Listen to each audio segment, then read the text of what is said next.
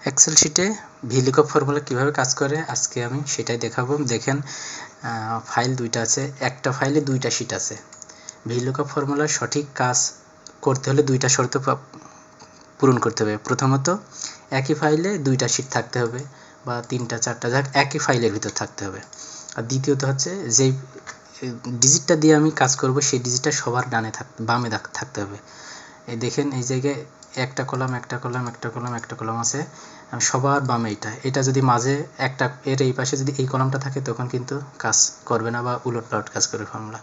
সেই ক্ষেত্রে এইভাবে করতে হবে। অর্থাৎ এই জায়গায় আমি এমন কিছু ডিজিট লিখব, সেই ডিজিটের কি কি ইনফরমেশন এই ফাইলে আছে বাকি কলামে সেইগুলো আসবে। সেই ক্ষেত্রে আমি ভিলুকআপ ফর্মুলা দেবো, ইকুয়াল ভিলুকআপ ফর্মুলা দিলাম।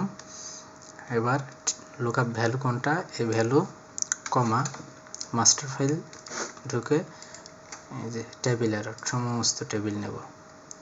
অথবা আপনি একটা কাজ করতে পারেন, control shift down arrow and right arrow. এইটা করলে হবে কি, অনেক ইনফরমেশন থাকলে টোটাল টেবিল একবারে সিলেক্ট হয়ে যাবে। কমা 1 2 3 এইটা নেব, এইটা নেব এই কারণে 3 কমা 0 ফার্স্ট ব্র্যাকেট ক্লোজ চলে আসলো। সেম ফর্মুলা আমরা এই জায়গায় হাতে লিখব, সেম ফর্মুলা হাতে লিখব। হাতে না লিখলে কি হবে সেটা আমি পরে বলি। এটা দেওয়ার পরে লুকআপ ভ্যালু এটা কমা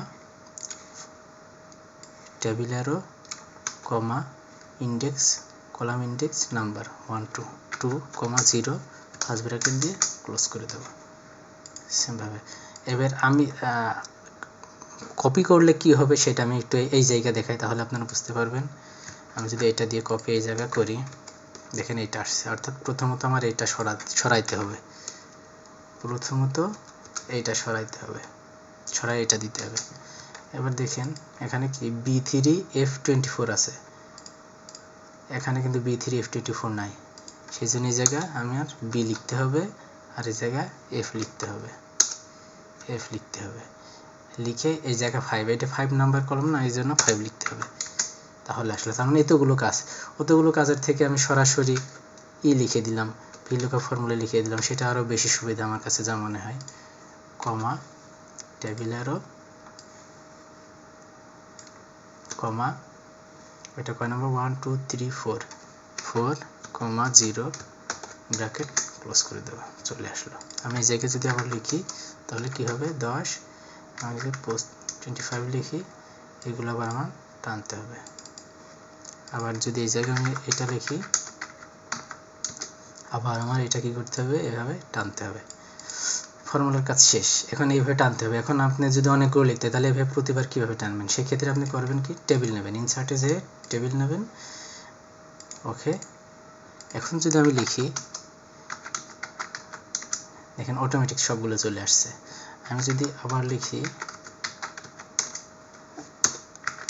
চলে আসছে, দেখছেন চলে আসছে অটোমেটিক। তো এইভাবে এই ফর্মুলার কাজ। এখন এই জিনিসটা এইভাবে কাজ করে। আমি যদি এইভাবে লিখি, আপনি যত লিখবেন না কেন ততই সব চলে আসবে অটোমেটিক। আরেকটা কথা, সেটা হচ্ছে এইখানে যে শুধু ডিজিট দিয়েই কাজ করবে এমন কোনো কথা নেই। বিভিন্ন ধরনের ডিফারেন্ট নামের ক্ষেত্রেও এটা কাজ করবে।